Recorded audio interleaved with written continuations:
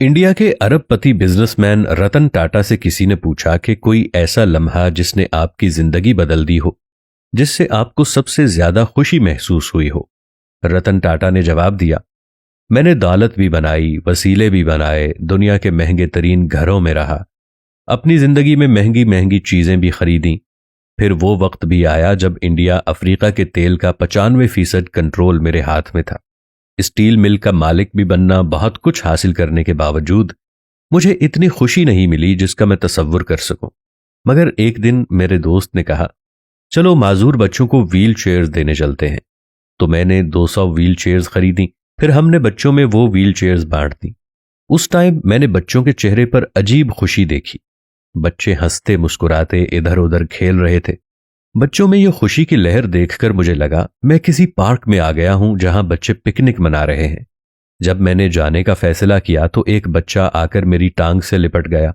میں نے اس کو 1-2 بار دور کیا مگر وہ چپکا رہا، مجھے غور غور سے دیکھنے لگا۔ میں نے پوچھا، بچے اور کچھ چاہیے کیا؟ پھر جو اس بچے نے جواب دیا، اس لمحے نے میرا نظریہ بدل دیا۔ بچے کے جواب نے میری سوچ کو بدل دیا، بچے کے جواب نے میرے اندر کو بدل دیا، بچے کے جواب نے میرے اندر کے انسان کو جھنجھوڑ کر رکھ دیا۔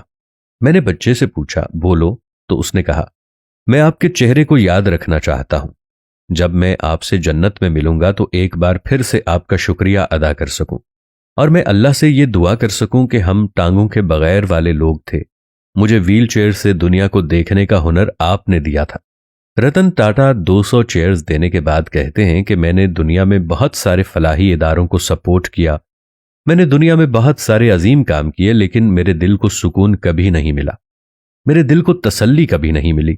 لیکن میرے اندر جو خوشی تھی وہ اتنی کبھی مجھے حاصل نہیں ہوئی جتنی اس بچے کے ایک فقرے نے میرے اندر خوشی بھر دی، کہ جب بچے نے کہا کہ میں آپ کو اپنی آنکھوں میں سمونا چاہتا ہوں، میں آپ کو اپنی آنکھوں میں بھرنا چاہتا ہوں کہ جب قیامت والے دن میں جنت میں جاؤں اور وہاں جا کر میں آپ کو دیکھوں تو میں آپ سے دوبارہ وہاں مل کر دوبارہ شکریہ ادا کر سکوں۔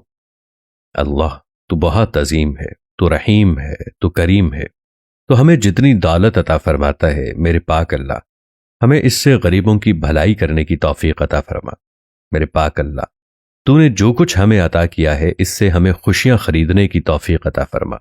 میرے پاک اللہ، قدم قدم پر لمحہ و لمحہ دکھ اور غم ہے، میرے پاک اللہ، ہمیں لوگوں میں خوشیاں بانٹنے والا بنا دے، ہمیں سچا مومن بنا دے۔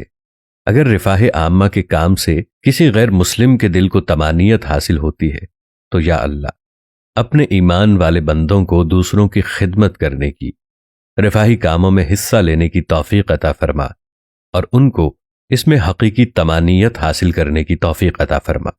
آمین یا رب العالمین۔ امید ہے کہ آج کی ویڈیو آپ کو کافی معلوماتی لگی ہوگی اور اس سے بہت کچھ جاننے کو ملا ہوگا۔ ویڈیو کے بارے میں اپنی رائے ضرور دیجیے گا، پھر انشاءاللہ کسی نئے موضوع کے ساتھ آپ کی خدمت میں حاضر ہوں گے۔ تب تک کے لیے اللہ نگہبان۔